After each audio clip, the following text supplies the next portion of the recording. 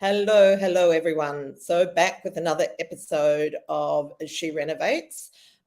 If you're watching this live, I would love to hear from you. So just jot into the chat box, say hello. And if you've got any ideas to contribute, that would be great. Make sure you share them in the comments. And same if you are watching the replay, if you just mention that you're watching the replay so we know. And once again, add your experience because we are a brains trust and, we're a collection of renovators who all contribute their experiences to what we do so everyone benefits. Now, today's topic is renovating with Mother Earth in mind, 5 green strategies. Now, the environment has become an increasingly serious and now urgent issue, and doesn't really come into the conversation about renovating for profit very often, because the for-profit part of it obviously limits what you can do in order to make your projects more sustainable.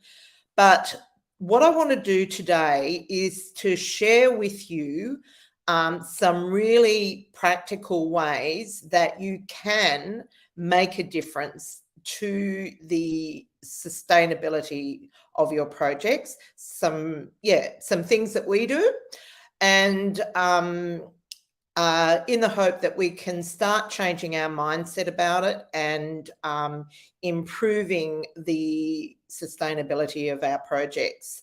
Now, at the end, I've got a little bonus section where Stephen and I started our reno on our home yesterday, or Monday we started, and we've done demo. And we have quite a substantial program in our plan in order to make the home, more environmentally friendly. And so I'll be sharing that with you at the end. So let's get started. So,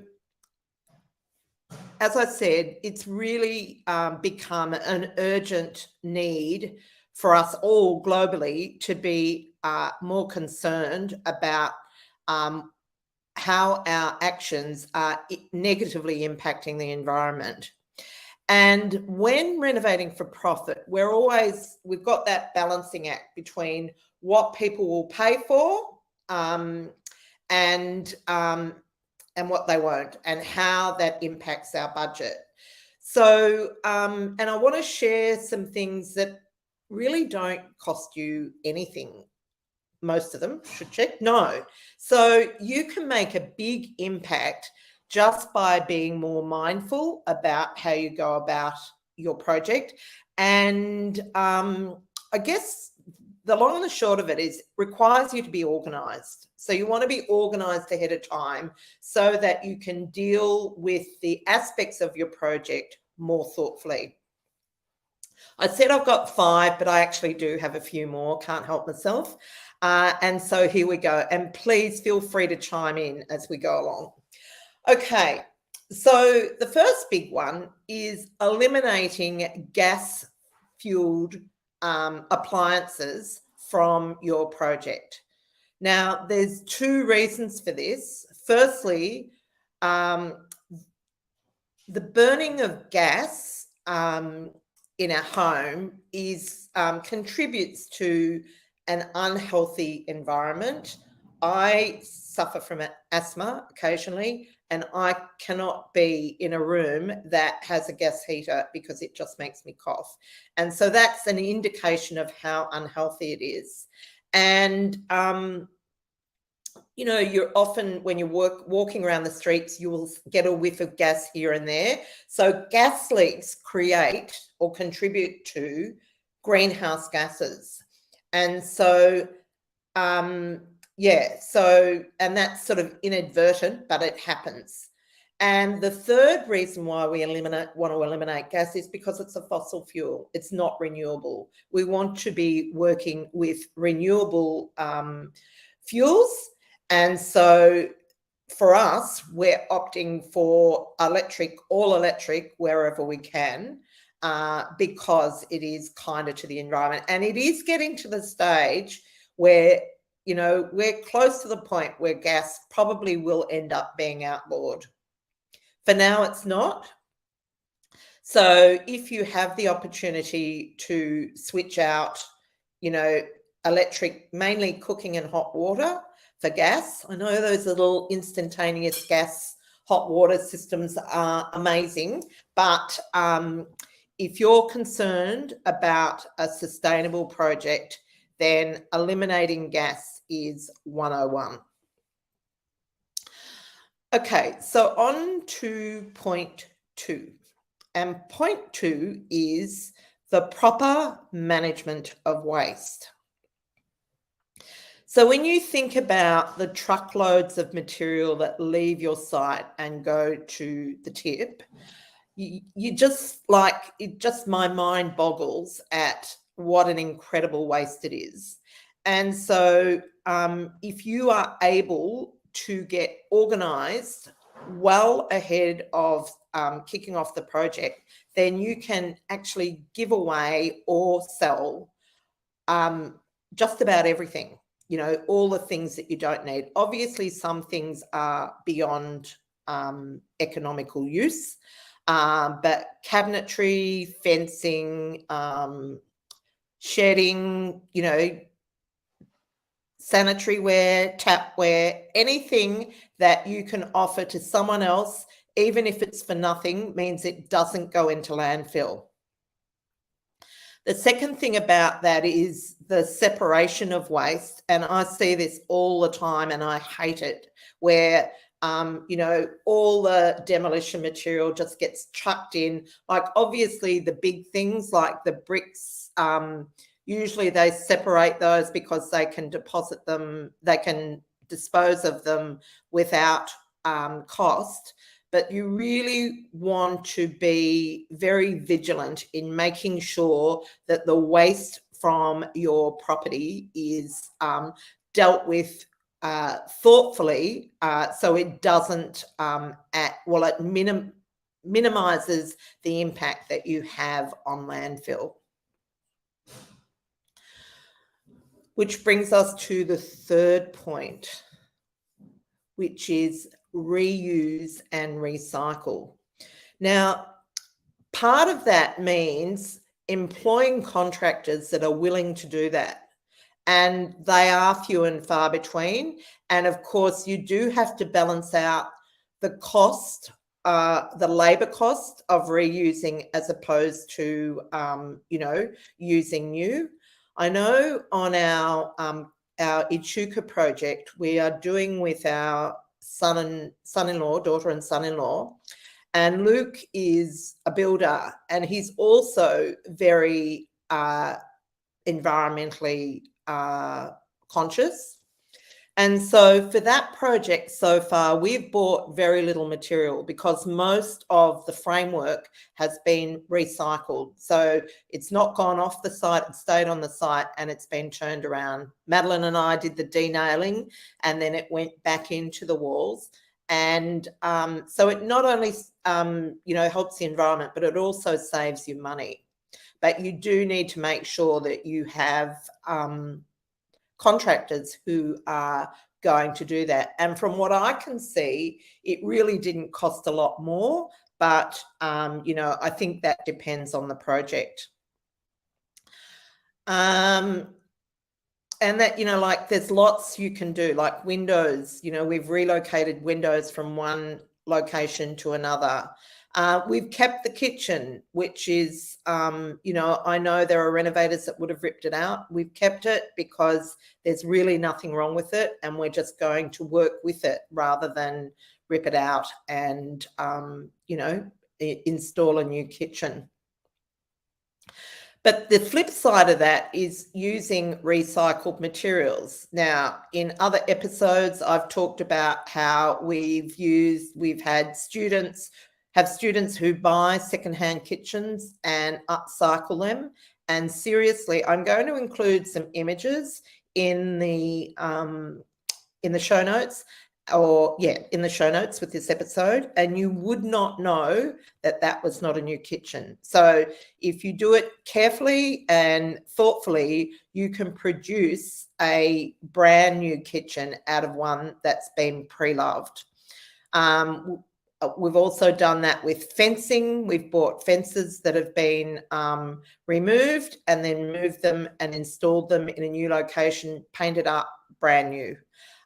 So there's lots that you can do, and you want to think about this because cabinetry is another one. So as I mentioned, we're renovating our own home at the moment, and one of the things I wanted to do an upcycle in this room that I'm in now, and an IKEA upcycle hack.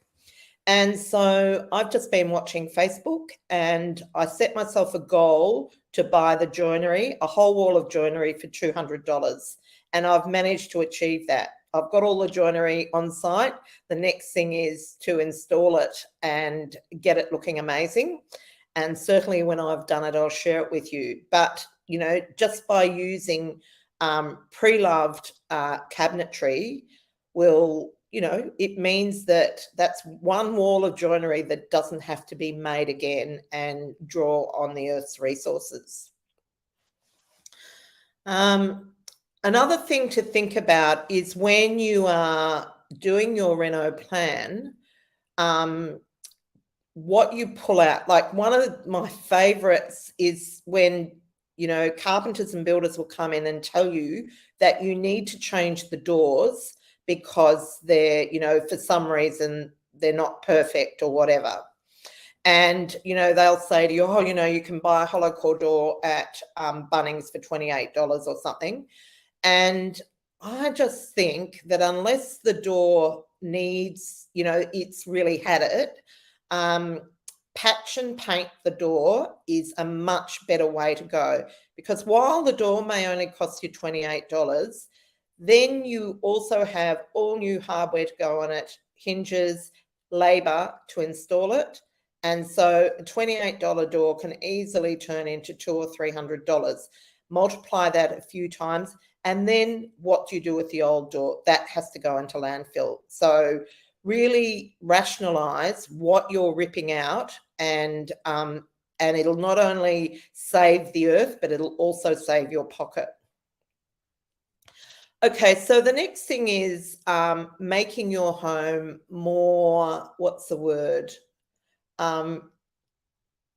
thermally friendly. Now, it's always a bit of a conundrum in terms of insulation because it's something that you don't see. And so technically your buyer is unlikely to be willing to pay for it.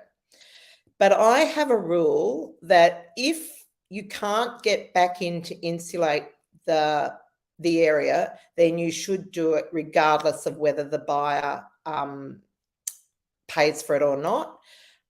Just because you've got to have some integrity around what you're doing. Building a wall and not insulating it is just madness. And, while I'm all for preserving the budget, I really do think you need to take some pride in your work. And so when we're talking insulation, obviously ceiling and wall insulation is one thing, but underfloor insulation is another. I think we lose something like 35% of heat is lost through the underfloor. So you want to make sure that you are creating a home that is not only economical to run, light on resources, but it's also comfortable and warm. Another thing there is to paint your roof colour a highly reflective colour. Now, when you're choosing, to replace your roof or paint the roof paints come with with a score, a reflectivity score. And so the more reflective it is, the less heat that gets through into the roof cavity. Just excuse me, I'll just have a drink of water. So while I absolutely love Monument as a roof colour, I've actually abandoned it and don't use it anymore because I've realised that it's not environmentally friendly, and it doesn't really serve the inhabitants of the home. So we've just re-roofed Simi Street, Echuca, and we chose Surf Mist for that. And it's when you're starting out with a new colour scheme, it's easy to work around a different colour roof. Pardon me. And the next thing to think about is the appliances that you choose. Oh my gosh, my voice is about to give up on me, which is very annoying. Excuse me for a minute.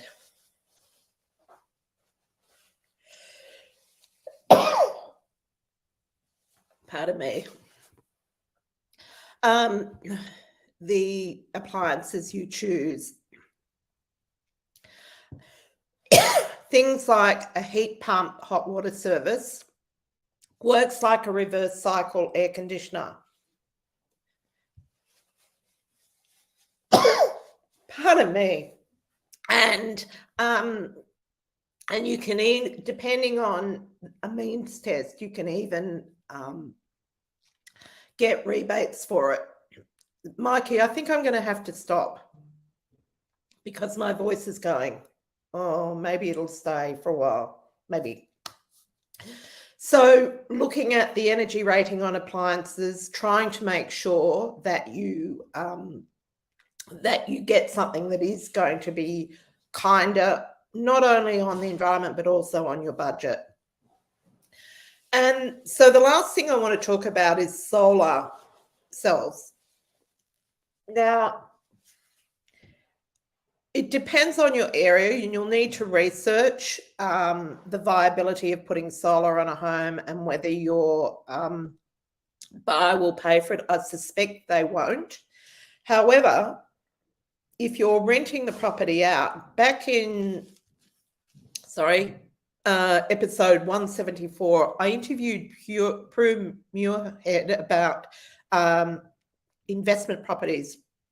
What she said is she's finding that tenants are willing to pay $20 to $40 per week extra if the property has solar cells on it. So it produces its own energy. So that's certainly something to consider. And if you'd like to know more about that, go back to episode 174 and listen to it. So, and the last thing I wanted to talk about is the measures that we are taking in our home. So we think this is our forever home. And so we decided that in the reno that we would do some things to make it more environmentally friendly and also more comfortable. So it's sort of big and cavernous and quite drafty. So we wanted to address all those things. So what we did is we had a consultant come in and do an audit on our home. His name is Morris Barnett from a company called EcoMaster. So he came and had machines, X-ray machines, that told you where the cold air was, thermal, that's it, thermal machines, to show where the cold air was coming in and how we could make the home more airtight. And he prepared a plan for us. And so as part of this renovation, we're implementing the plan. And so the first thing we're doing is sealing it up because it doesn't have skirtings and it's quite drafty. It's an old warehouse and they weren't really built for comfort. Excuse me. And so sealing up all the gaps so that we don't have air leaking in and heat leaking out. The second thing is we're replacing all the windows and replacing them with double glazed windows so that we don't lose so much heat through the glass. I should bring Stephen on to talk about double glazing because seriously, it's a bit of a minefield. You don't just double glaze. There's different types of gas that go between the two layers of glass. There's different types of glass. And it took him a while to figure out what was basically the best way to go, because, yeah, the best type of glass for each side, and the gas, the gap in between, for what we were wanting to achieve. And it is a bit of a minefield. Anyhow, double glazed windows. We're insulating our ceiling. Our ceiling is 5 meters high, and it's the underside, it's the bond deck underside of the roof, which is 4 inches of concrete. And so we're adding a layer underneath, and insulation and acoustic insulation, in order to make it, one, more thermally comfortable, and secondly, acoustically as well, because it's a bit of a echo chamber. The other thing that we're doing, and this is Stephen's invention, is installing a heat transfer system. So up the top level is as warm as toast all day, every day. Down the bottom is freezing. And so what he's doing is installing a system that will rotate the air from the top to the bottom and keep it more even and presumably more comfortable. We are considering changing our cooktop from gas to electric. We only, in the last few years, installed a new European cooker at great cost, and now it's got a gas cooktop, and now we're thinking we really should have gone electric. And while I feel like it's quite wasteful to throw out, an expensive cooktop, I think that we will, because we don't want to have gas in our home. So, yeah. And the last thing is we're recycling as much as we can in order to limit the amount of landfill that we produce. We were really impressed with our demolition contractors. We've used them on several projects, but we hadn't used them for a while. Really impressed with how thoughtfully they managed the waste.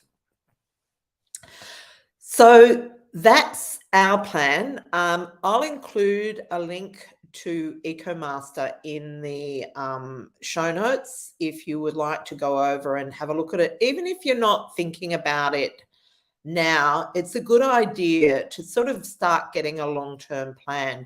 And as I said, it's not just about, well, it is just about environmental preservation, but it's also about lowering your running costs and having a more comfortable life. And before I go, I'd really love to hear what your ideas are about making your projects more sustainable. And also to share with you tonight, we're running a special session. We had people asking if we're doing an end of financial year thing, and I hadn't planned to do one. However, yesterday we just did a quick email and came back with a lot of questions. And so questions about our 100K Reno program. And so what we're doing is running an information session tonight. In that one, it will be about getting clarity about really why you need to follow a system full stop, how we approach the Renovating for Profit. There were questions about tax deductibility of the program, which we will respond to. And yeah, just answering any questions that you might have and filling you in on how we operate, in terms of that core program for making profit. So if you'd like to join us, just trying to think. We'll add a link below this video and you can jump in and grab yourself a spot. It'll just be like a meeting. It's not going to be a long, boring webinar. And yeah, I look forward to seeing you there. So on that note, I'm going to bid you goodbye. Our next episode will be recorded because Stephen and I will be in Echuca again for 2 weeks, hopefully knocking over most of our project. And but I'll be doing lives every single day. So if you want to check in, you'll see the lives in Facebook, or you can come over to TikTok because I am on there daily as well. So thanks for watching, and I'm going to bid you goodbye, and yes, see you in a week or so. Take care.